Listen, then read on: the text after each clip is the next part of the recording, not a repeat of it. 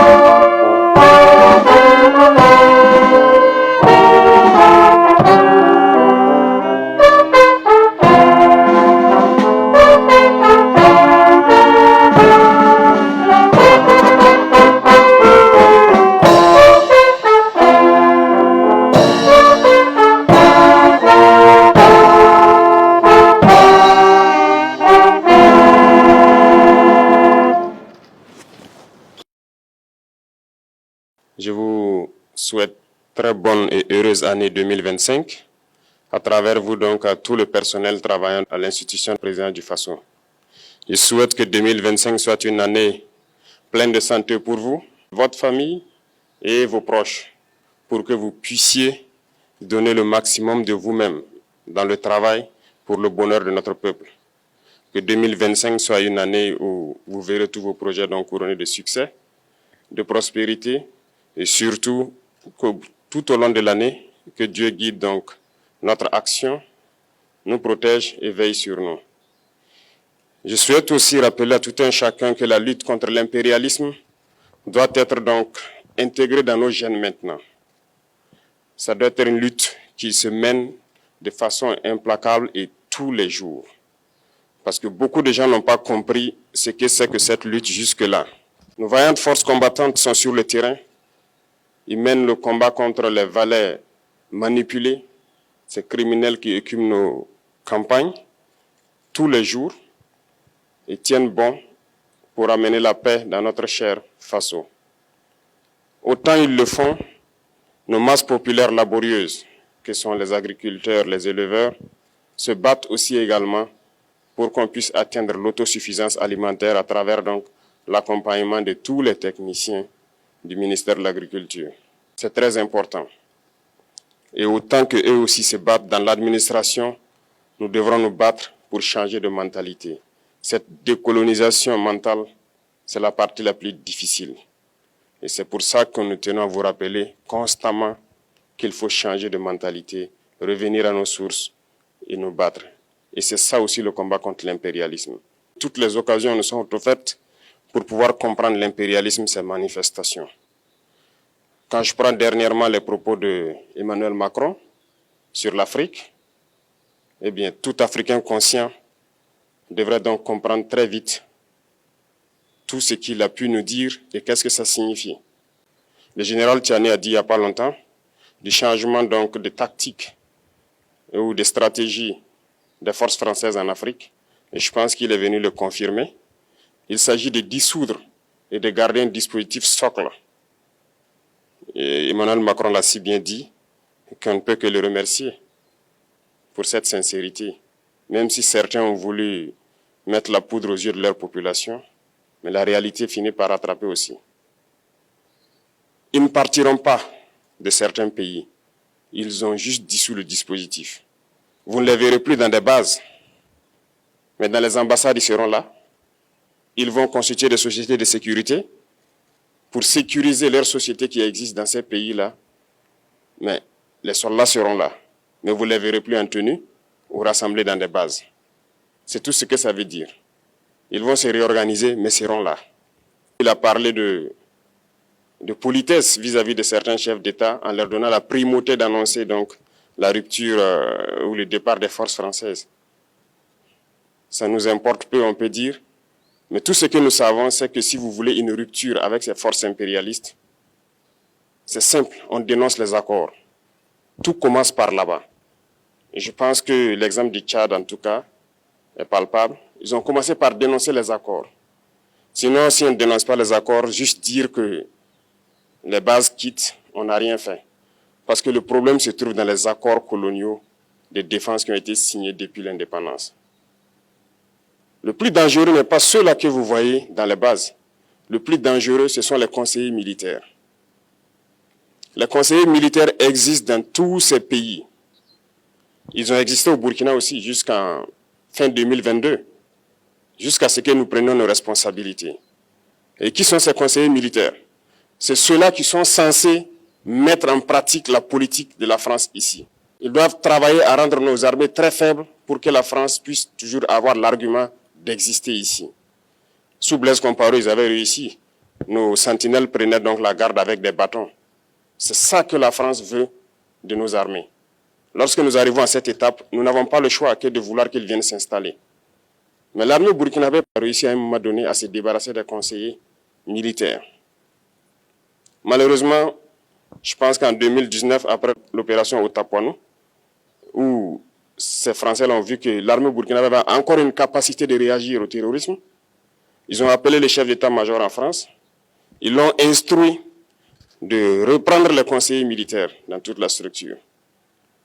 Eh bien, il n'a pas accepté, mais au retour au pays, les politiques l'ont instruit d'accepter les conseillers militaires. Et c'est là que les conseillers militaires sont revenus dans l'armée burkinabé en 2019. Avec toutes les conséquences qu'on connaît, l'armée était en train de disparaître dans les années 2020-2021. Et d'ailleurs, c'est le moment où beaucoup de militaires ont dû déserter parce qu'il n'y avait plus d'espoir. On était en train de s'effondrer. Voilà un peu comment ils travaillent. À l'état-major général des armées, dans tous les états-majors d'armée, dans les écoles, c'est eux qui sont censés nous dicter la politique de notre armée. C'est eux qui nous disent combien recruter, quand recruter et qu'est-ce qu'il faut en faire. Ils sont dans les écoles pour nous dire comment il faut les former et ainsi de suite. Tant que ces conseillers militaires sont là, vous n'êtes pas indépendant. Votre armée aura juste l'apparence d'une armée qui sera là en train de faire des parades, du cirque. Mais lorsqu'il viendra la guerre, vous vous rendrez compte que la parade, c'est une chose, mais la guerre, c'est une autre chose. Il faut rompre les accords. C'est la seule façon d'avoir une armée indépendante et se construire, être fort. Mais beaucoup de gens ne le comprennent pas peut-être. Et même avec ces accords, la France choisit dans nos États des élèves officiers pour aller les former. C'est à travers ces mêmes accords. Mais en réalité, ces officiers qui partent se former pour la plupart, pour la France, ils viennent pour servir l'État français dans leur pays. Ils ne viennent pas pour servir nos pays. Ils les forment pour qu'ils viennent servir les intérêts de l'État français. J'en veux pour preuve. Lorsque nous nous sommes révoltés, beaucoup d'officiers au Burkina qui ont été formés en France ont été immédiatement contactés pour leur dire que c'est le moment de se mettre en action parce que vous avez été formés pour ça, pour servir les intérêts de la France. La plupart de ces officiers nous ont rendu compte, nous avons pris acte et nous continuons de suivre. Lorsque un officier formé en France arrive dans son pays et par malheur meurt soit par accident ou bien sur le champ de bataille, en France, il y a une nuit d'hommage aux morts dans l'armée, comme partout ailleurs. À la nuit d'hommage aux morts, on cite le nom de l'officier en question et on dit « mort pour la France ». Il ne le forme pas pour servir son pays, il le forme pour servir leur État. Et dans beaucoup d'États africains, il y en a plein de ces officiers. Combien sont patriotes, Dieu le sait. C'est une leçon que Emmanuel Macron a donnée encore aux chefs d'État africains, de se rattraper et de pouvoir vraiment mener cette lutte contre l'impérialisme. Mais en plus de ça, il a aussi insulté tous les Africains dans ses propos. Il y a une partie qui a retenu mon attention, là où il parlait d'ingratitude. Et que l'ingratitude est une maladie non transmissible aux humains. Lui, il est humain, notre ingratitude n'est pas transmissible à lui. Voilà comment ce monsieur voit l'Afrique, voit les Africains. Nous ne sommes pas des humains à ses yeux. Peut-être que c'est lui qui n'est pas humain, il ne se met pas dans la classe des humains. Mais s'il y a bien un ingrat, c'est bien lui. Je pense que s'il n'est pas athée et qu'il prie, à chaque matin qu'il se réveille et qu'il prie, il devrait aussi prier les Africains. Parce que c'est grâce à nos ancêtres qu'il existe aujourd'hui une France. Il devra nous prier. À ses yeux, nous ne devons pas être des humains, nous sommes plus que des humains. Ce sont des messages très forts qu'il passe. Moi, je pleure le peuple français. Mais quand même, il est bien pour l'Afrique. Il est un mal nécessaire pour nous. Ceux qui veulent se réveiller, se réveillent. Ceux qui ne veulent pas se réveiller, comme on le dit, on ne peut pas réveiller quelqu'un qui ne dort pas. Les Africains doivent se réveiller. Nous devons travailler à être indépendants, à faire au moins ce que nos peuples connaissent le bonheur.